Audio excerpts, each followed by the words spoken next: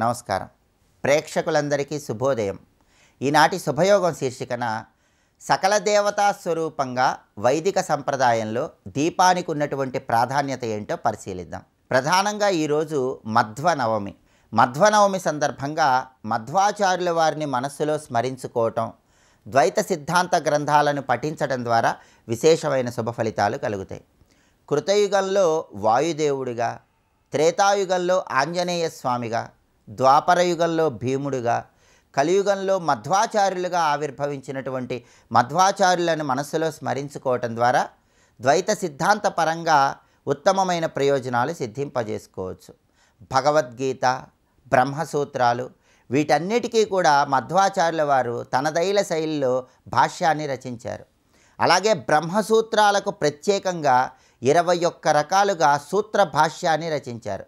మధ్వాచార్యుల వారు రచించిన దశప్రకరణి గ్రంథం చాలా ప్రాధాన్యతను కలిగి ఉంది. కాబట్టి మధ్వాచార్యుల వారు రచించినటువంటి ఈ గ్రంథాలు పఠించటం, అలా వీలు కాని పక్షంలో మధ్వాచార్యుల వారిని స్మరించుకుంటూ ద్వైత సిద్ధాంతం ప్రకారం ప్రపంచం మొత్తం కూడా విష్ణువు అధీనంలో ఉంటుందన్న సత్యాన్ని తెలుసుకొని శ్రీమన్నారాయణమూర్తిని ఆరాధన చేయటం ద్వారా విశేషమైన ప్రయోజనాలు సిద్ధింపజేసుకోవచ్చు. అలాగే మన భారతీయ సనాతన సంస్కృతి సంప్రదాయాల్లో వైదిక ఆరాధనలో దీపారాధనకు విశేషమైన ప్రాధాన్యతని చెప్పడం జరిగింది. సకల దేవతలు దీపస్వరూపులే, సకల దేవతలు జ్యోతిస్వరూపులే అని వేదంలో మనకు చెప్పడం జరిగింది. ఋగ్వేదంలో దీపాన్ని త్రిమూర్తి స్వరూపంగా వర్ణించారు. ఎందుకంటే ఒక దీపాన్ని వెలిగించినప్పుడు ఆ దీపంలో మనకు కనిపించేటటువంటి నీలం రంగు విష్ణువుకి సంకేతం, తెలుపు రంగు పరమేశ్వరుడికి సంకేతం, ఎరుపు రంగు బ్రహ్మదేవుడికి సంకేతం. కాబట్టి త్రిమూర్తుల స్వరూపం మొత్తం కూడా దీపంలో ద్యోతకమవుతూ ఉంటుంది. అలాగే దీపం ఓంకార పరబ్రహ్మ స్వరూపం అని కూడా వేదంలో వర్ణించారు.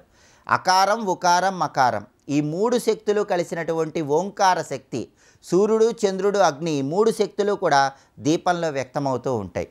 సకల దేవతలు దీపస్వరూపులు, సకల దేవతలు జ్యోతిస్వరూపులు. అందుకే జగద్గురువులైనటువంటి ఆదిశంకరాచార్యుల వారు కూడా 12 జ్యోతిర్లింగాలలో ఉన్నటువంటి పరమేశ్వరుణ్ణి మనం దర్శనం చేసుకున్నప్పుడు ఒక జ్యోతి రూపంలో దర్శనం చేసుకోవాలని, దీపం రూపంలో పరమేశ్వరుడు ద్యోతకమవుతాడని ఒక శ్లోకం ద్వారా వర్ణించారు. తజ్జ్యోతిర్జ్యోతి బహిర్జ్యోతి ప్రత్యగ్జ్యోతి పరాత్పరః జ్యోతిర్జ్యోతి స్వయం జ్యోతి ఆత్మజ్యోతి శివోస్మ్యహం అంటూ పరమేశ్వరుడు లింగాకారంలో జ్యోతి రూపంలో ఉంటాడని జగద్గురువులైన ఆదిశంకరాచార్యుల వారు వివరించారు. అలాగే విష్ణు సహస్రనామంలో కూడా ఓజస్ తేజో ద్యుతిధరః అంటూ కీర్తిస్తాం. అంటే ఓజస్సు తేజస్సు రూపంలో శ్రీమన్నారాయణమూర్తి జ్యోతి రూపంలో వ్యక్తమవుతున్నాడు. తదేవ జ్యోతిషాం పరం అంటుంది బృహదారణ్యక ఉపనిషత్తు. విష్ణుమూర్తి తేజస్సు గురించి జ్యోతి రూపంలో వర్ణన ఉంటుంది. అలాగే శ్రీరామచంద్రమూర్తిని, లక్ష్మీ నరసింహస్వామిని మనం కీర్తించేటప్పుడు కూడా జ్యోతిస్వరూపంగా కీర్తిస్తాం. స్వయం జ్యోతిషే నమః, పరంజ్యోతిషే నమః, జ్యోతిర్జ్యోతిషే నమః అంటూ మనం సహస్రనామాల్లో దేవతా స్వరూపాల్లో కీర్తిస్తాం. అలాగే షిరిడి సాయినాథుడిని కూడా భక్తి జ్ఞాన ప్రదీపాయ నమః అంటూ కీర్తిస్తాం. అంటే సకల దేవతలు జ్యోతిస్వరూపులు, సకల దేవతలు దీపస్వరూపులు. కాబట్టి పరమాత్మ అనుగ్రహం పొందటానికి మనం ఒక దీపాన్ని వెలిగించినట్లయితే ఆ దీపం ద్వారా పరమాత్మ విశేషమైన అనుగ్రహానికి పాత్రలు కావచ్చు. ప్రతిరోజు కూడా సంధ్యాకాలంలో దీపాన్ని వెలిగించేటప్పుడు శుభం భవతు కళ్యాణి ఆరోగ్యం ధన సంపదం మమ శత్రు వినాశాయ సాయం జ్యోతిర్నమోస్తుతే ఈ శ్లోకం చదువుకుంటూ దీపాన్ని వెలిగిస్తే సంధ్యాలక్ష్మి అనుగ్రహం కలిగి సకల శుభాలను సిద్ధింపజేసుకోవచ్చు. దీనిలో ఉన్న అర్థం ఏంటంటే శుభం భవతు కళ్యాణి ఆరోగ్యం ధన సంపదం. మనకు ఆరోగ్యం కలగటానికి, సంపద కలగటానికి ఈ దీపాన్ని నేను వెలిగిస్తున్నాను. మమ శత్రు వినాశాయ సాయం జ్యోతిర్నమోస్తుతే శత్రు బాధల నుంచి బయటపడటానికి సాయంకాలం పూట సంధ్యాదీపాన్ని వెలిగించి నమస్కారం చేసుకుంటున్నాను అని చెప్పడమే ఈ శ్లోకంలో ఉన్న అంతరార్థం. దీపాన్ని వెలిగించేటప్పుడు ఈ శ్లోకం చదువుకోవాలి. సంధ్యాదీపం వెలిగించిన తర్వాత ఆ దీపానికి నమస్కారం చేసుకొని దీపం జ్యోతి పరంజ్యోతి కళాది నమో నమః దీపమంగళ సుజ్యోతి నమో నమః అనే శ్లోకం చదువుకుంటే సంధ్యాదీపం పరిపూర్ణమైన అనుగ్రహం కలిగి గృహం సుఖశాంతులతో వెల్లివిరుస్తుంది. రేపటి శుభయోగం శీర్షికన సోమవారం సందర్భంగా జగద్గురువులైన ఆదిశంకరాచార్యుల వారు రచించిన శివ అపరాధ క్షమాపణ స్తోత్రంలో ఉన్న అంతరార్థం ఏంటో పరిశీలిద్దాం. నమస్కారం.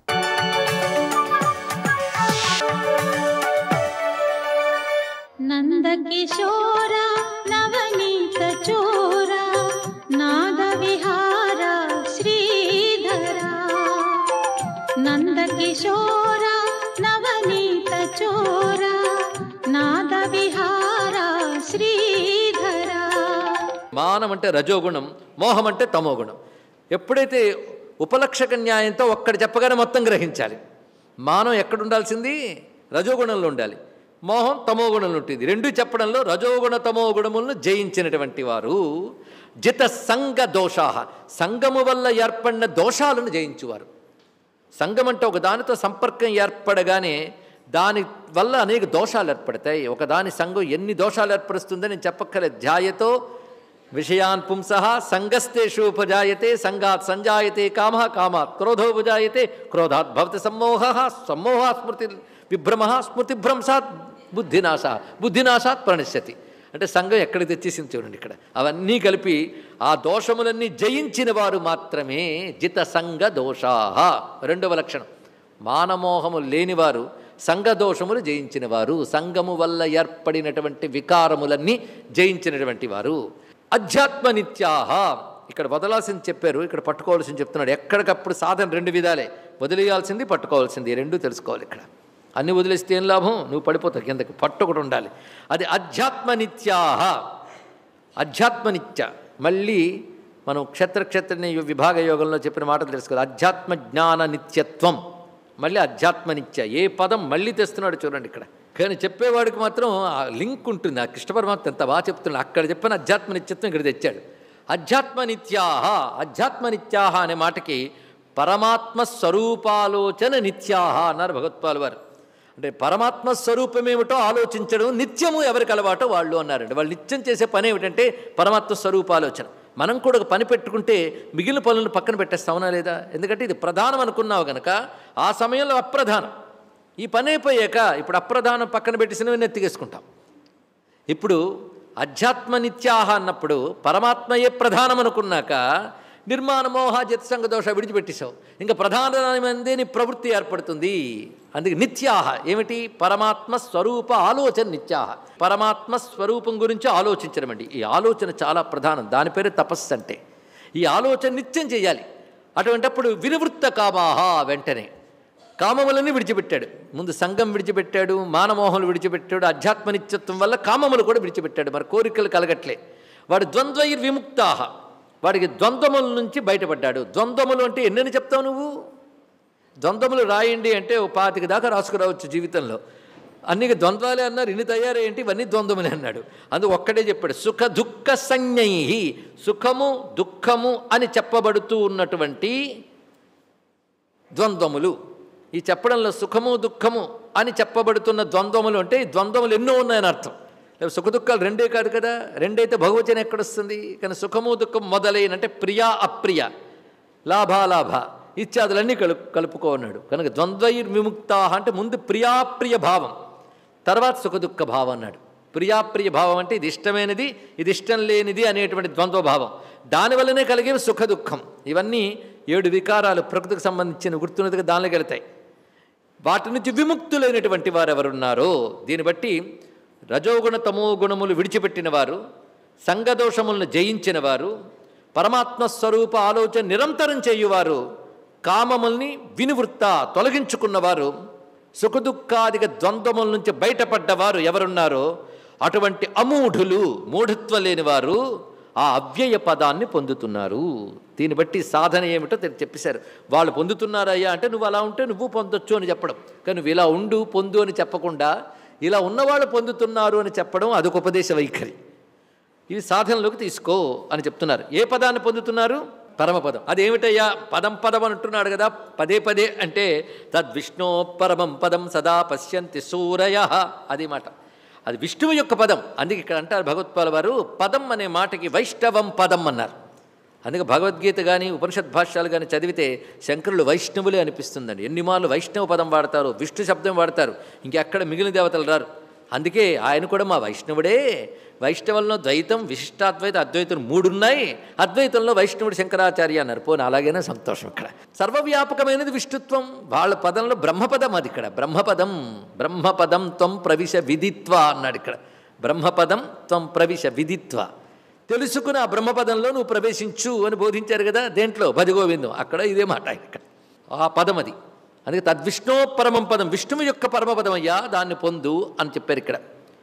ఇప్పుడు ఆ పదం ఎలా ఉంటుంది వర్ణించాలి కదా. తత్స్వరూప వర్ణన చేస్తున్నాడు చూడండి. తత్పదం ఎలా పొందాలో చెప్పాడు, అది ఎలా ఉంటుందో చెప్తున్నాడు ఇక్కడ. పరమపదం ఎలా ఉంటుంది అంటే దేన్ని చేరితే వెనక్కి రామో అది. అది అన్నామంటే ఇది అని చెప్పలేవు కనుక అది అన్నాం. అదే అని ఎప్పుడు అంటారండి? ఇది అని చెప్పలేనప్పుడు. ఇది అని దేని చెప్తావు? వస్తువుగా నిర్దేశించినప్పుడు ఇది అంటావు. అది నిర్దేశించలేవు, వస్తువు కాదు కదా నిర్దేశించడానికి. అది మనస్సుకి మాటకి అందదు కనుక దాని పేరు తత్. ఎంత అందమైన భాష అండి, ఎంత అందమైన సంస్కృతి. ఇలాంటి సంస్కృతి, ఇలాంటి తాత్వికత కేవలం భారతీయ తత్వశాస్త్రంలోనే కనబడుతున్నది. మనందరం గర్వించాలి. స్వస్తి.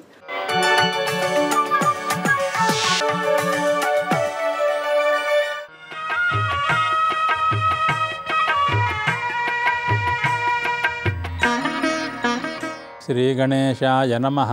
శ్రీసరస్వత్యై నమః. శ్రీపాదవల్లభనరసింహసరస్వతి. శ్రీగురుదత్తాత్రేయాయ నమః. శ్రీగణపతి సచ్చిదానంద సద్గురు పాదారవిందాభ్యాం నమో నమః. జయ గురుదత్త నీతిమాలలో శ్రీ గణపతి సత్యానంద స్వామీజీ వారు మానవజాతి మొత్తానికి కొన్ని మౌలికమైన ప్రశ్నలు వేస్తున్నారు. పొలంలో గట్లు వేసుకుంటున్నాడు రైతు, తన సొంత పొలంలో తనే గట్లు వేసుకుంటున్నాడు. మధ్యలో ఒక విశాలమైన దేశం తనలో తనే హద్దులు ఏర్పరచుకొని వేరే వేరే రాష్ట్రాలను కల్పించుకుంటోంది. ఒక ఇంట్లో గృహస్థు తనే వేరే వేరే గదులు కట్టించుకుంటున్నాడు, ఎవరి గది వారిది అంటున్నాడు. ఎందుకు ఈ భేద కల్పన? ప్రశ్నకి సమాధానం కూడా వారే చెబుతున్నారు. సౌకర్య దృష్టి అయివ నరైస్తు ఏ ఏ ప్రకల్పితాః దేశమతాదిభేదాః మిథో వధాయాద్య భవంతి తే తే రవిస్తమో వర్షతి కిం వదామః. పొలం 100 ఎకరాల పొలం నాదే, అయినా సరే దాంట్లో ఎక్కడికక్కడ గట్లు వేసుకోకపోయినట్టయితే నీటి పారుదల సరిగ్గా జరగదు. నీటి పారుదల కోసం, నీరు సరిగ్గా నిలవుండేందుకోసం ఎక్కడ ఎంత కావాలో, ఏ పంటకి ఎంత నీరు కావాలో దానికి అనుగుణమైనటువంటి నీటి యొక్క సరఫరా జరిగేందుకోసం నా పొలంలో నేనే గట్లు వేసుకుంటున్నాను. నా విశాల రాజ్యంలోనే నేనే మండలాలను, రాష్ట్రాలను ఏర్పాటు చేసుకుంటున్నాను. ఎందుకు? పరిపాలనా సౌకర్యం కోసం. శీతల దేశంలో ఉండేటువంటి ధర్మాలు ఉష్ణదేశంలో చెల్లవు. సముద్ర తీరంలో ఉండేటువంటి ధర్మాలు హిమాలయ తీరంలో చెల్లవు. ధర్మభేదాలు వస్తూ ఉంటాయి, భావనా భేదాలు వస్తూ ఉంటాయి, రుచి భేదాలు వస్తూ ఉంటాయి. వీటన్నిటికీ అనుగుణంగా, వీటన్నిటికీ సమన్వయం చేసినందుకు వీలుగా ఎట్లాగైతే పొలంలో గట్లను, రాజ్యంలో మండలాలను ఏర్పాటు చేసుకుంటున్నాను. ఎందుకోసం? జీవనం సుగమంగా ఉండటం కోసం, సామరస్యం సమృద్ధిగా ఉండేందుకోసం, అందరికీ శాంతి అందేందుకోసం, అందరికీ భగవత్ స్వరూపం అందేందుకోసం. కానీ క్రమక్రమంగా మానవజాతి ఈ మాట మరిచిపోతోంది. తన ప్రాంతానికి, తన సౌకర్యానికి అనుకూలమైనటువంటి ఏ ధర్మాన్ని సనాతన మహర్షులు ఏర్పాటు చేశారో అదే సర్వస్వమని ఒక అభినివేశంతో, మౌఢ్యంతో ముందరికి వెళ్ళి భగవంతుణ్ణి అందుకోవడం కోసం వేరువేరు ప్రాంతాలలో, వేరువేరు కాలాలలో ఏ సంప్రదాయ భేదాలను, సంప్రదాయ విశేషాలను సనాతన మహర్షులు వ్యవస్థాపన చేసి ఉంచారో మన కోసం. రవిస్తమో వర్షతి కిం వదామః. సూర్యుడే ఎండకు రావట్లేదండి, చీకటి కురిపించేస్తున్నాడండి అంటున్నాం. ఎవడు తప్పిది? గుడ్లగూ అంటోంది ఈ మాట. రవిస్తమో వర్షతి. సూర్యుడు చీకట్లు వర్షిస్తున్నాడు, కురిపిస్తున్నాడు అంటోంది. ఎందుకని? అది తల్లకిందులుగా ఆలోచిస్తోంది, తల్లకిందులుగా వెళ్లాడుతోంది, తల్లకిందులుగా చూస్తోంది. ఒకటి కాలంలో దానికి చీకటిగా కనిపిస్తోంది. ఇది ఎవరి తప్పు? సూర్యుడు తప్ప? మన ఆజ్ఞతో, మన సంకల్పంతో పుట్టామని. పుట్టిన తర్వాత ఇది నాది, నాది గనక ఇది గొప్పది అని మనమే శాసనం చేసేస్తున్నాం. కనుక ఎండ బాగా కాస్తున్నా కూడా మొత్తం అంతా చీకటి అని ఎట్లాగైతే గుడ్లగూబ భావిస్తోందో అట్లాగే సంకుచితమైన హృదయంతో ఆలోచించేటువంటి మానవులు ఆ మూలధర్మాన్ని, పరమాత్మ యొక్క సందేశాన్ని వక్రీకరించి అంధకారమయం చేసుకుంటున్నారు. అన్ని వ్యవస్థలు కూడా ఒక సద్భావనతో ఏర్పాటు చేయబడినటువంటివి ఈ మహర్షుల యొక్క శాసనాలు. వాటిని యథాతథంగా ఆయా సన్నివేశాలకు, ఆయా హద్దులకు లోబడి మనం అనుసరించుకున్నట్టయితే అందరికీ కలిపి ఉత్తమమైనటువంటి భగవత్ సన్నిధి లభిస్తుంది అని స్వామీజీ సందేశం ఇస్తున్నారు. అటువంటి సందేశం మనకి ఫలప్రదముగాక. జయ గురుదత్త.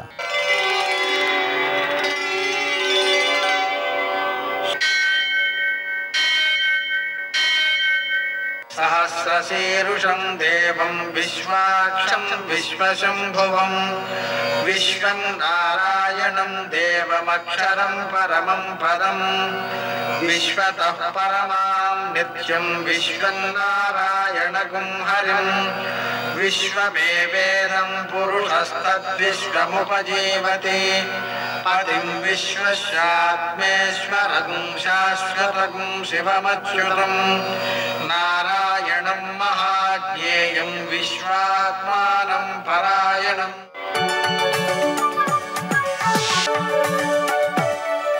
సూర్యశౌర్యమథేందురింద్రపదవీ సన్మంగళం మంగళం. యః కర్తా జగతాం భర్తా సంహర్తా మహసాం నిధిః ప్రణమామి తమాదిత్యం బహిరంతస్తమోపహం. నేటి కాలమాన విశేషాలను గమనిద్దాం.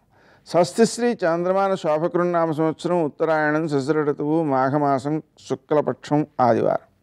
సూర్యోదయం 6:45 సూర్యాస్తమయం 6:15.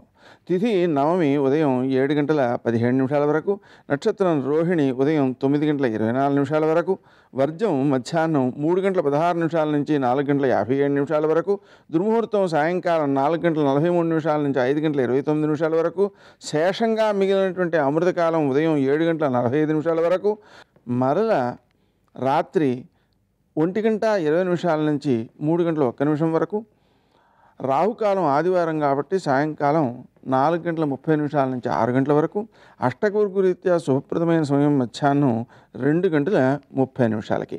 నేటి విశేషం మాఘపాదివారం. మాఘమాసంలో ఆదివారానికి చాలా ప్రాధాన్యం. ఈ ఆదివారం నాడు ఉపవాసం ఉంటారు, లేదా సూర్యోదయానికి ముందే అరుణోదయ కాలంలో నదీ స్నానం చేసి తర్వాత సూర్య నమస్కారాలు చేసి మధ్యాహ్న కాలం బియ్యం ఆవు నేతితో తడిపి ఆవు పాలు పొంగుతుండగా దాంట్లో వేసి బెల్లంతో పాయసం వండుతారు. దాన్ని ఆ సూర్యనారాయణమూర్తికి నివేదన చేసి ప్రసాదంగా స్వీకరిస్తారు. విశేషించి ఆదివారం సూర్యనారాయణ పూజ చాలా విశిష్టమైనది. అందులో మాఘపాదివారం చాలా చాలా విశిష్టమైనది. ఆ కారణంగా త్రిమూర్త్యాత్మకుడు అని పిలుస్తాం సూర్యనారాయణమూర్తిని. కాబట్టి 3 మూర్తుల యొక్క ఏకస్వరూపం కావడం వలన సంతానోత్పత్తికి, అలాగే ఆరోగ్య రక్షణకు, అలాగనే మోక్ష ప్రాప్తికి ఆత్మకారకుడు సూర్యుడు. కాబట్టి అలా 3 రకాలుగాను కూడా ఆయన యొక్క అనుగ్రహం మనకు ఉపకరిస్తుంది. సకల పాపక్షయాన్ని కలగజేస్తుంది, ఆనందాన్ని ఆరోగ్యాన్ని ఇస్తుంది. నేటి ఆణిముత్యాలు.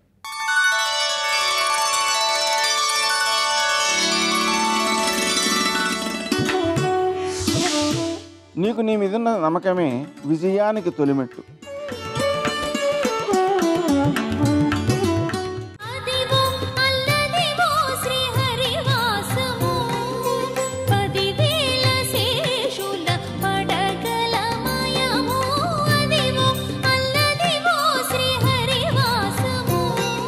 విద్యానాం వేద విద్యేవ మంత్రాణం ప్రణవో యథా ప్రాణవత్ ప్రియవస్తూనాం ధేనూనాం కామధేనువత్ తథా వెంకటశైలేంద్ర క్షేత్రాణం ఉత్తమోత్తమ అంటారు. పరమ పవిత్రమైనటువంటివి లోకంలో కొన్ని ఉన్నాయి. ఏదో విద్యలన్నిటిలోకి వేద విద్య గొప్పది, మంత్రములన్నిటిలోకి కూడా ప్రణవ మంత్రము గొప్పది, ధేనువులన్నిటిలోకి కూడా కామధేనువు గొప్పది, ప్రియమైన వస్తువులన్నిటిలోకి కూడా చాలా చాలా గొప్పది తన ప్రాణమే. తన ప్రాణము కన్నా ప్రియమైనది లోకంలో ఇంకోటి ఉండదు. అందుకే ప్రాణవత్ ప్రియ వస్తువునాం, ఈ లోకంలో ఇహము పరము 2 సుఖములను ఇవ్వగలిగినటువంటిది భార్య కన్నా వేరొకటి లేదు. భార్య కన్నా సుఖమునివ్వగలిగిన వారు ఉండరు. ఎందుకంటే భార్య పక్కన ఉన్నది కాబట్టి ధర్మపత్నితో కలిసి యజ్ఞయాగాది క్రతువులు చేసి పరలోకానికి కావలసిన పుణ్యాన్ని మూట కట్టుకుంటాడు. ఇంటికి వెళ్ళేటప్పటికి పట్టెడు అన్నం పెట్టేది ఆమెయే. మనసు బాధతో కుద్దిపోయినప్పుడు మీ ధర్మం మిమ్మల్ని కాపాడుతుందని ఊరటవాక్యములు పలికేది ఆమెయే. గృహిణి గృహముచ్యతే. అందుకే భార్య లాంటి సుఖం లోకంలో ఇంకొకటి లేదు. అలాగే వేదం లాంటి విద్య లేదు, గంగ లాంటి తీర్థం లేదు, కన్ను లాంటి కాంతి లేదు, బయట ఎంత కాంతి ఉన్నా కన్ను లేదనుకోండి, ఏం కాంతి ఉంటుంది? అందుకే కన్ను కన్నా గొప్ప కాంతి లేదు, కృతయుగం కన్నా గొప్ప యుగం లేదు, గంగ కన్నా గొప్ప తీర్థం లేదు, ధర్మం కన్నా గొప్ప స్నేహితుడు లేడు, సత్యము కన్నా గొప్ప కీర్తి లేదు, భోజనం కన్నా గొప్ప తృప్తి లేదు. ఇవన్నీ కూడా పతాక స్థాయిలో చెప్పబడేటటువంటి మాటలు. ఇవన్నీ ఎంత గొప్పవో తథా వెంకటశైలేంద్ర క్షేత్రాణం ఉత్తమోత్తమ. ఇవన్నీ ఆయా విషయాలలో ఎంత గొప్పవో మాసములలో వైశాఖ మాసం అంత గొప్పది. అందుకే నమాధవ సమో మాసో, వైశాఖ మాసంతో సమానమైన మాసం లేదు. అంత గొప్ప మాసం. వీటితో సమానమైనది లేనట్టే వెంకటాచలము లాంటి క్షేత్రము కూడా ఈ లోకమునందు ఇంకొకటి లేదు. వెంకటాద్రి సమం స్థానం బ్రహ్మాండే నాస్తికించన, వెంకటేశ సమోదేవో నభూతో నభవిష్యతి. అందుకే వెంకటాచలం లాంటి పవిత్ర క్షేత్రము ఈ బ్రహ్మాండమునందు వేరొకటి లేదు అని చెప్పారు. అంత గొప్ప పర్వతం. అంత గొప్ప పర్వతం కాబట్టే అంతగా మనసులో ఒక్కసారి స్మరించినంత మాత్రం చేత అంత శక్తిని ఆవిర్భవింపచేస్తుంది. అందుకే భగవంతుణ్ణి ఎలా స్తోత్రం చేస్తారో వెంకటాచలాన్ని కూడా అలా స్తోత్రం చేస్తారు. అది ఆఖరికి పొద్దున్నే నిద్రలేచి ఒక్కసారి తలుచుకుని ఆ 3 శ్లోకాలు చెప్పారనుకోండి. వెంకటాద్రిగిరింతంతు ప్రార్థయేత్ పుణ్యవర్ధనం, స్వర్ణాచల మహాపుణ్య సర్వదేవ నిషేవిత, బ్రహ్మాదయోపియం దేవా సేవంతే శ్రద్ధయా సహ, తం భవంతమహం పద్భ్యాం ఆక్రమేయం నగోత్తమ, క్షమస్వత దరగం మేద్య దయయా పాపచేతసః, తన్మూర్ధని కృతావాసం మాధవం దర్శయస్వమే. ఈ మాటలు చెప్తే చాలన్నారు. వెంకటాద్రిని ఎక్కేటప్పుడు ఎంత గొప్ప పర్వతానివి నువ్వు, నా పాపములన్నీ దహింపచేయగలిగిన దానివి. వెంకటాద్రిగిరింతంతో ప్రార్థయేత్ పుణ్యవర్ధనం. పొద్దున్నే ఒక్కసారి ఆ పర్వతాన్ని లీలామాత్రంగా తలుచుకుని, అందులో మీరు ఒకటి గమనించాలి. సూర్యోదయాత్ పూర్వం ఇంకా చీకటిగా ఉండగా, అరుణోదయం కూడా కాకముందు కొద్దిగా కాంతి కిరణములు ప్రసరిస్తున్న సమయంలో చూస్తే కొండ ఒకలా ఉంటుంది. వెలుతురు వస్తుండగా చూస్తున్నప్పుడు ఆ కొండ ఒకలా ఉంటుంది. ఒక్కొక్క పార్శ్వంలో చూస్తే స్వామివారి ముఖం ఎలా ఉంటుందో అలా ఉంటుంది. ఒక్కొక్క వైపు నుంచి చూస్తే విశాల సానువులతో ఉంటుంది. ఒక్కొక్క చోట జలపాతములు పడుతుంటాయి. ఆ శేషపర్వతం మించి కపిలతీర్థంలో జలపాతం పడుతుంటుంది. అనేక చోట్ల జలపాతములు పడుతుంటాయి. అనేకమైనటువంటి తీర్థములతో పుష్కరిణులతో కూడుకుని ఉంటుంది. గొప్ప ఔషధీ వృక్షములు, ఎందరో సిద్ధులు యోగులు ప్రచ్ఛన్న రూపాలతో తపస్సు చేస్తూ ఉంటారు. స్వామి పుష్కరిణి జల దర్శనము చాలు. దానములలో జలము గొప్పది. అలా ఆ స్వామి పుష్కరిణి దర్శనం, ఆ కొండ, ఒక్కసారి ఆ ఆనందనిలయ విమానం, ఆ ఆదివరాహస్వామి దేవాలయం, ఆ గోడ మీద ఉండే ఆదివరాహస్వామి మూర్తి, ఆ వెంకటేశ్వరుడి మూర్తి, ఆయనకి నీరాజనం ఇవ్వడం, ఇవన్నీ ఒక్కసారి మానసికంగా చూసి ఈ శ్లోకాలు చెప్పారనుకోండి, వాడు ఆ రోజున గంగా సేతుయాత్ర సహస్రజం, వాడు 1000 మాటలు గంగా రామేశ్వరం యాత్ర చేసినట్టు వాడి ఖాతాలో వేయమన్నారు. ఎందుకని అంటే కలియుగంలో పాపం చేయడానికి ఎంత అవకాశం ఉంటుందో మనసు నిలబెట్టి ఒక్కసారి చూడగలిగి ఆ శ్లోకములు చెప్పినా అంత ఫలితాన్ని ఇచ్చేసేయమన్నాడు భగవంతుడు. అందుకు ఆయన లాంటి అవతారం లేదన్నారు. ఇన్ని అవకాశములు కల్పించాడు కాబట్టే మనిషికి. సర్వం శ్రీ ఉమామహేశ్వర పరబ్రహ్మార్పణమస్తు. స్వస్తి.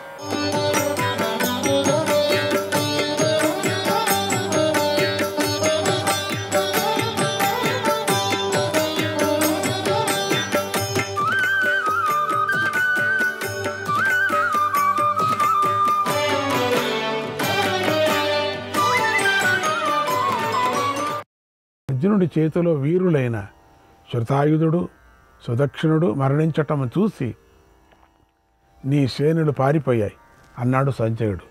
శ్రీకృష్ణాయ పరమాత్మనే నమః. 93వ అధ్యాయం. సంజయుడు ధృతరాష్ట్రుడికి ఇలా చెప్తున్నాడు. ఓ మహారాజా, సుదక్షిణ శృతాయుధులు మరణించారు. అందుకు నీ సైనికులు కోపించి అర్జునుడిపైకి దాడి చేశారు. అభిషాహులు, సూరసేనులు, శిబులు, వసాతులు అర్జునుడిపై బాణవర్షం కురిపించారు. అప్పుడు అర్జునుడు వారిలో 6,000 మందిని ఇతరులను బాణాలతో వధించాడు. ఇంతకుముందు పారిపోయిన నీ వారంతా మళ్ళీ తిరిగి వచ్చి అర్జునుడిని చుట్టుముట్టారు. వీళ్ళంతా మ్లేచ్చులు, అంటే బయట దేశం వాళ్ళు. అర్జునుడు ఎన్నో బాణాలను విడిచి వారి తలలను, బాహువులను కూడా ఖండించాడు. వాటితో రణభూమి నిండిపోయింది. అర్జునుడు అలా సంహార కార్యాన్ని కొనసాగిస్తూ ఉంటే ఇంతలో ఎంతో కోపంతో శృతాయువు, అచ్యుతాయువు అర్జునుడిపై దాడి చేశారు. వారు బలవంతులు, పోటీతత్వం కలవారు, బాహుబలం కలవారు. ఆ ఇద్దరు కుడివైపు నుండి ఒకరు, ఎడమవైపు నుండి ఒకరు అర్జునుడి మీదకు బాణాలు ప్రయోగించారు. నీ కుమారుడి కోసం ఆ సోదరులు భయంకరమైన యుద్ధం చేశారు. ఆ యుద్ధంలో అర్జునుడు మూర్ఛపోయాడు. ఇంతలో అర్జునుడు తెలివి తెచ్చుకున్నాడు. యమపురికి వెళ్ళి మళ్ళీ తిరిగి వచ్చిన వాడిలాగా స్పృహలోకి వచ్చాడు. కృష్ణుడితో సహా బాణాలతో కప్పబడిన రథాన్ని చూశాడు. ఎదుట అగ్నిలాగా వెలిగిపోతున్న శత్రువులను చూశాడు. వెంటనే ఇంద్రాస్త్రాన్ని ప్రయోగించాడు. దాని నుండి వేలకు వేలుగా బాణాలు వెలువడ్డాయి. అవి శృతాయువు, అచ్యుతాయువుల బాణాలను ఖండించాయి. ఇంతలో అర్జునుడి బాణాలు శృతాయువు, అచ్యుతాయువుల తలలను, బాహువులను నరికేశాయి. వారు గాలికి కూలిన చెట్లలాగా నేల మీద పడిపోయారు. వారి మరణం ప్రజలకు ఎంతో ఆశ్చర్యాన్ని కలిగించింది. అర్జునుడు వారి వెంట వస్తున్నటువంటి 50 మంది వీరులను కూడా వధించాడు. కౌరవ సేనలోకి దూసుకొని పోయాడు. అప్పుడు శృతాయువు, అచ్యుతాయువుల కుమారులైనటువంటి నియతాయువు, దీర్ఘాయువులు ఎంతో కోపించారు. తమ తండ్రుల మరణానికి ఎంతో బాధపడుతూ అర్జునుని ఎదిరించారు. అనేక బాణాలను కురిపించారు. అందుకు అర్జునుడు కోపించి వారిద్దరిని కూడా ముహూర్తకాలంలో చంపేశాడు. అప్పుడు అంగదేశీయ హాస్తీపకులు తెగించారు. వేలకు వేలగా ఏనుగులతో వచ్చి ధైర్యంగా అర్జునుడిని ఎదిరించారు. అదే సమయంలో దుర్యోధనుడి ఆజ్ఞ మేరకు ప్రాచ్య, దక్షిణాత్య, కళింగాది రాజులు ఏనుగులతో కలిసి వచ్చి అర్జునుని అడ్డుకున్నారు. వారిని చూసి అర్జునుడు కోపించి బాణాలంతా విడిచాడు. వారి తలలను, బాహువులను కూడా ఖండించాడు. యవనులు, పారదులు, శకులు, బాహ్లీకులు మొదలైన వీరులను అర్జునుడితో యుద్ధం చేయటానికి సిద్ధంగా ఉన్నారు. వారు అసుర మాయా కలవారు, ద్రావిడులు, మదపటేనుగు వంటి పరాక్రమం కలవారు, మ్లేచ్చులు, క్రూరులు, దెబ్బతీయటంతో నిపుణులు. వారు యుద్ధం చేస్తున్నారు. అక్కడ ఉన్న మ్లేచ్చులతో దరదులు, పుండ్రులు మొదలైన వారు ఉన్నారు. వారు లక్షల కొద్దీ ఉన్నారు. వీళ్ళంతా మ్లేచ్చులు. వారు సంస్కారహీనులు. వారందరూ అర్జునుడిపైకి దాడి చేశారు. బాణాలతో ముంచెత్తారు. అర్జునుడు వారిపై శరవర్షం కురిపించాడు. ఆ బాణవృష్టి మిడతల దండులాగా ఉంది. వారిలో ముండితులు, అర్ధముండితులు, జటాధారులు, అపవిత్రులు, గడ్డంకల వాళ్ళు, ఇంకా రకరకాల మ్లేచ్చులు ఉన్నారు. వారిలో కొందరు పర్వతాలపై సంచరిస్తూ, మరికొందరు కొండ గుహల్లో నివసిస్తూ ఉంటారు. అటువంటి వందల వేల మ్లేచ్ఛగణాలు అర్జునుడికి భయపడి పారిపోయారు. అర్జునుడి బాణాలకు మ్లేచ్ఛులలోని గజయోధులు, గుర్రపు రౌతులు మరణించారు. రణభూమి అంతా నెత్తురు ప్రవహించింది కూడా. ఆ యుద్ధంలో అర్జునుడు 6,000 గుర్రాలను, 1000 మంది క్షత్రియులను వధించాడు. వేల కొద్ది ఏనుగులు సంహరించాడు. అర్జునుడు గుర్రాలను, రథాలను, ఏనుగులను సంహరిస్తూ రణభూమిలో సంచరించాడు. అప్పుడు ఆ అర్జునుణ్ణి శృతాయువు, అంబుష్ఠుడు నిరోధించారు. అర్జునుడు విశేషమైన పరాక్రమాన్ని ప్రదర్శించి అతడి గుర్రాలను చంపాడు. అప్పుడు అంబుష్ఠుడు కోపంతో గదను పట్టుకొని కృష్ణార్జునుల మీదకి వచ్చారు. తన రథాన్ని నిలిపి గదతో కృష్ణుడిని కొట్టాడు. అది చూసి అర్జునుడు అంబుష్ఠుడిపై తీవ్రంగా కోపించాడు. తన బాణాలతో అంబుష్ఠుణ్ణి అతడి గదను వేగంగా ముంచెత్తాడు. వాడి 2 భుజాలను నరికేశాడు. మరొక బాణాన్ని ప్రయోగించి అంబుష్ఠుడి తల నరికేశాడు. అప్పుడు అంబుష్ఠుడు మరణించాడు. ప్రతిధ్వని చేస్తూ క్రింద పడిపోయాడు. తరువాత అర్జునుడు రథసేనలోని చొచ్చుకుపోయాడు. లోపలికి వెళుతున్నాడు. 100 కొద్ది గుర్రాలు అర్జునుడిని చుట్టుముట్టాయి. అప్పుడు అర్జునుడు మేఘాలు ఆవరించిన సూర్యుడిలాగా కనిపించాడు అన్నాడు సంజయుడు. శ్రీకృష్ణాయ పరమాత్మనే నమః. 94వ అధ్యాయం. సంజయుడు ఇలా చెప్పాడు, మహారాజా, అర్జునుడు సింధు రాజును చంపాలని ద్రోణాచార్యుడు కృతవర్మల సేనా వ్యూహాన్ని ఛేదించాడు. నీ సేనలోకి ప్రవేశించి సుదక్షిణుణ్ణి శృతాయుధుణ్ణి వధించాడు. తర్వాత నీ సేనలన్నీ ఎంతో భయపడి అన్ని వైపులకు పారిపోయాయి. దాన్ని చూసి దుర్యోధనుడు తొందరగా రథంపై వచ్చి ద్రోణునితో ఇలా అన్నాడు, ఆచార్య, మన మహాసేనను అర్జునుడు వధించాడు. ఇప్పుడైనా మనసు పెట్టి ఆలోచించండి. ఇప్పుడు మనమేమి చెయ్యాలి? అర్జునుని ఎలా చంపాలి? ఈ దారుణమైన జన వినాశనం నుంచి సింధురాజును ఎలా బ్రతికించుకోవాలి? తగిన ఉపాయాన్ని చెప్పండి. మీకు శుభం జరుగుగాక. మీరే మాకు పరమగతి అయి ఉన్నారు. అర్జునుడు మీ వ్యూహాన్ని ఛేదించి మిమ్మల్ని కూడా అతిక్రమించిపోయాడు. ఇప్పుడు సైంధవుణ్ణి రక్షించే వారందరూ తీవ్రమైన సందేహంలో పడిపోయారు. ఓ గురుదేవా, ద్రోణుడు జీవించి ఉండగా అర్జునుడు ఎప్పుడు ఆయనను అతిక్రమించడు, సేనలోని ప్రవేశించడు అని రాజులందరూ నమ్మారు. ఇప్పుడు ఆ నమ్మకం సడలిపోయింది. మీరు చూస్తూ ఉండగానే అర్జునుడు మిమ్మల్ని దాటేశాడు. దానితో మన సైన్యమంతా కలతపడుతోంది. ఇక మన సేన మరణిస్తుందని నేను భావిస్తున్నాను. మీకు పాండవులకు మేలు చేయాలనే ఆసక్తి ఉంది. నాకు ఆ విషయం తెలుసు. అందుకే మీ మీద కార్యభారాన్ని ఉంచిన నేను కలత చెందుతున్నాను. ఓ గురుదేవా, మీకు తగిన సౌకర్యాలు కల్పిస్తూనే ఉన్నాను కదా, మిమ్మల్ని ఆదరిస్తూనే ఉన్నాను కదా, మీకు శక్తివంచన లేకుండా ఉత్తమమైన బ్రతుకు తెరువును కల్పిస్తున్నాను కదా, మిమ్మల్ని సంతోషపెడుతున్నాను కదా. కానీ మీరు నా కృషిని, నా ప్రయత్నాన్ని అర్థం చేసుకోవటం లేదే. అంటే మీకు బాగా భూరి దక్షిణాలు ఇస్తున్నాను కదా అనే విధంగా మాట్లాడాడు. మేము ఎప్పుడూ మీకు భక్తులమే కదా, కానీ మీకు అది నచ్చటం లేదేమో. మాకు కీడుని చేయాలనుకునే పాండవులనే మీరు ఇష్టపడుతున్నారే. మా మీదే ఆధారపడి బ్రతుకుతూ మాకే కీడు చేయాలని అనుకుంటున్నారా? మీరు తేనె పూసిన కత్తిలాగా వ్యవహరిస్తున్నారు. పైకి మధురంగానే ఉంటారు, కానీ లోపల చాలా పదునుగాను ఉంటారు. మాకు కీడు చేస్తున్నారు. మీ వ్యవహారం నాకు అర్థం కావటం లేదు.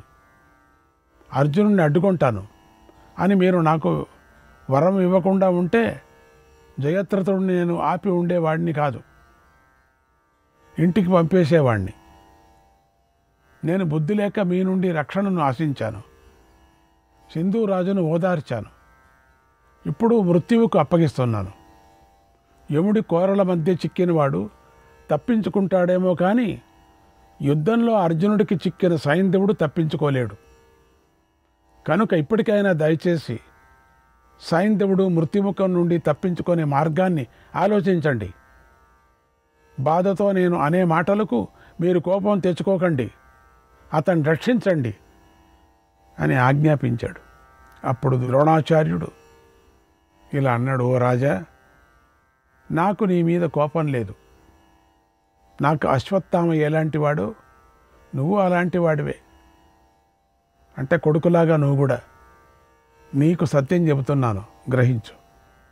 శ్రీకృష్ణుడు సారథులలో మేటి సారథి. ఆయన అశ్వాలు శ్రేష్టమైనవి. అర్జునుడు చిన్న సందు చేసుకొని కూడా వేగంగా ముందుకు వెళతాడు. అది నువ్వు చూస్తూనే ఉన్నావు కదా. నేను వేసిన బాణాలు వేగంగా వెళుతున్నా అర్జునుడి వెనుక క్రోశుడు దూరంలోనే పడుతున్నాయి. చూడు, నేను ఎంతగా వేస్తున్నప్పటికి కూడా తగలటం లేదు, కానీ అర్జునుడి మీద పడటం లేదే. నేను పెద్దవాడిని, ఇప్పుడు అంత వేగంగా వెళ్ళలేను. పాండవసేన మన ఎదురుగా నిలబడి ఉంది. ధనుర్ధారాలు అందరూ కూడా చూస్తూ ఉండగా నేను ధర్మరాజును బంధిస్తాను అని ప్రతిజ్ఞ చేశాను. ఇప్పుడు ధర్మరాజు అర్జునుడితోడ లేకుండా ఒంటరిగా ఉన్నాడు.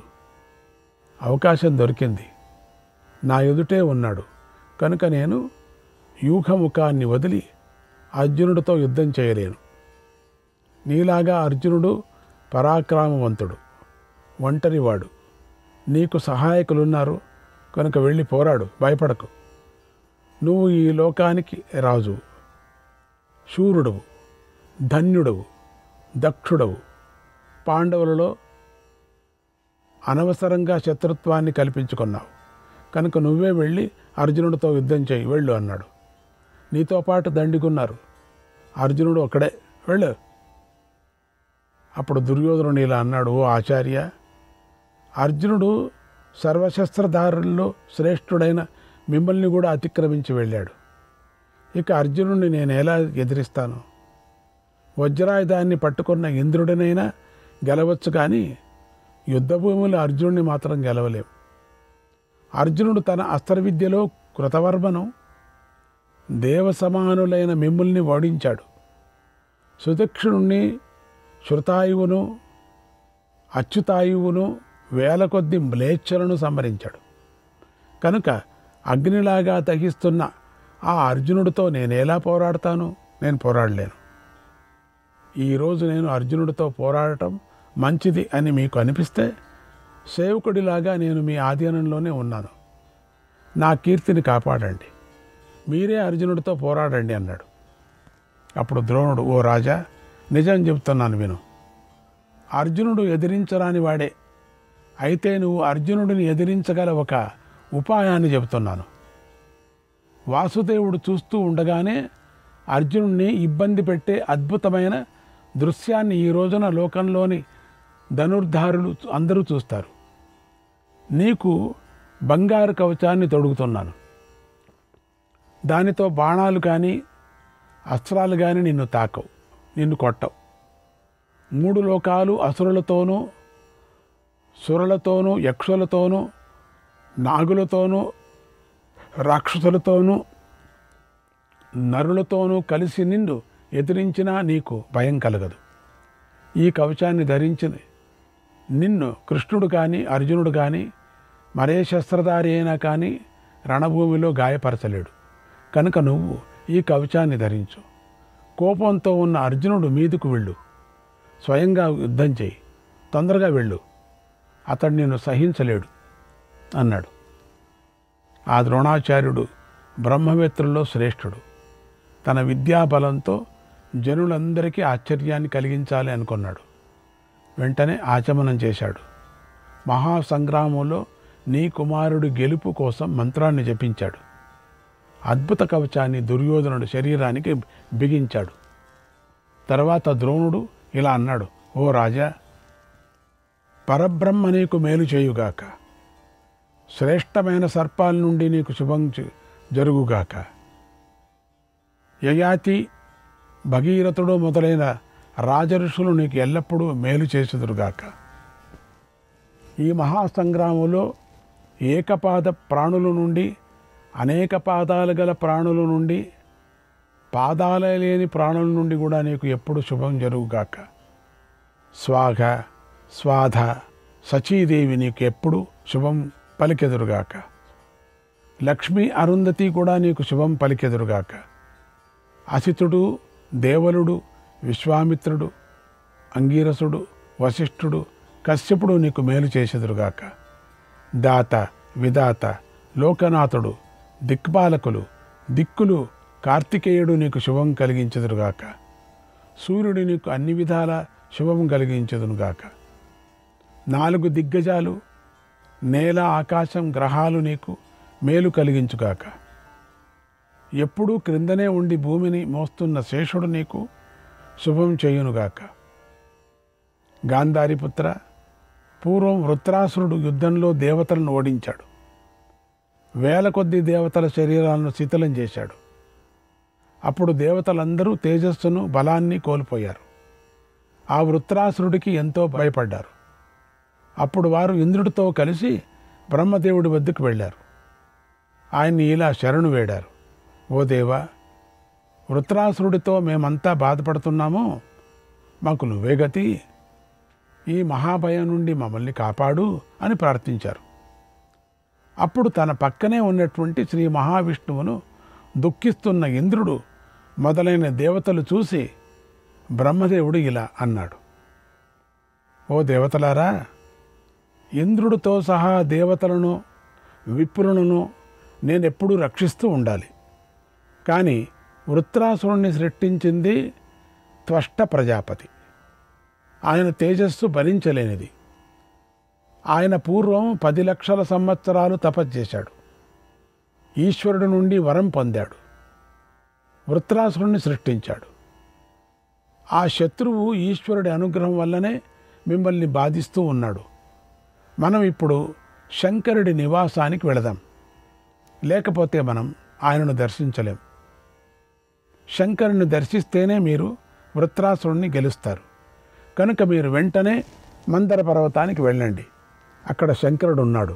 యత్రాస్తే తపసాం యోనిః, యత్రాస్తే తపసాం యోనిః, దక్షయజ్ఞ వినాశనక, దక్షయజ్ఞ వినాశనక, పినాకీ సర్వభూతేశక, పినాకీ సర్వభూతేశక, భగనేత్ర నిపాతనక, భగనేత్ర నిపాతనక.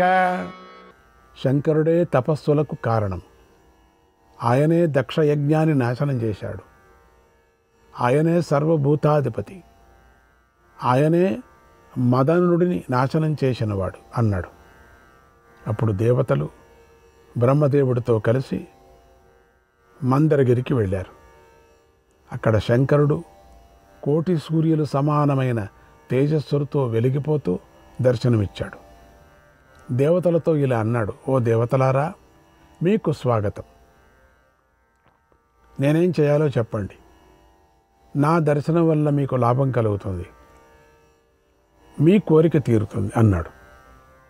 అప్పుడు దేవతలు, ఓ దేవా, వృత్రాసురుడు మా తేజస్సును అపహరించాడు. మాకిక నువ్వే గతి కావాలి. మా ఆకారాలను చూడు, మేం బాగా గాయపడ్డాం. నిన్ను శరణు కోరుతున్నాం. ఓ ఈశ్వర, నువ్వే మాకు అండగా ఉండాలి అని ప్రార్థించారు. అప్పుడు శంకరుడు, ఓ ఇంద్ర, ఆ వృత్రాసురుడు త్వష్ట ప్రజాపతి తేజస్సు నుండి పుట్టాడు. అతడు బలవంతుడు, భయంకరుడు. అయినా పర్వాలేదు, నేను మీ అందరికీ సహాయం చేస్తాను. నువ్వు నా శరీరం నుండి పుట్టిన ఈ కవచాన్ని స్వీకరించు. నేను చెప్పే ఈ మంత్రాన్ని మానసికంగా జపించు. తర్వాత వృత్రుణ్ణి వధించు. దేవశత్రువు రాక్షసుడు. అతడి సంహారానికై ఈ కవచాన్ని, ఈ మంత్రాన్ని ధరించు అని శంకరుడు కవచాన్ని ఇంద్రుడికి ఇచ్చాడు. శ్రీకృష్ణాయ పరమాత్మనే నమః.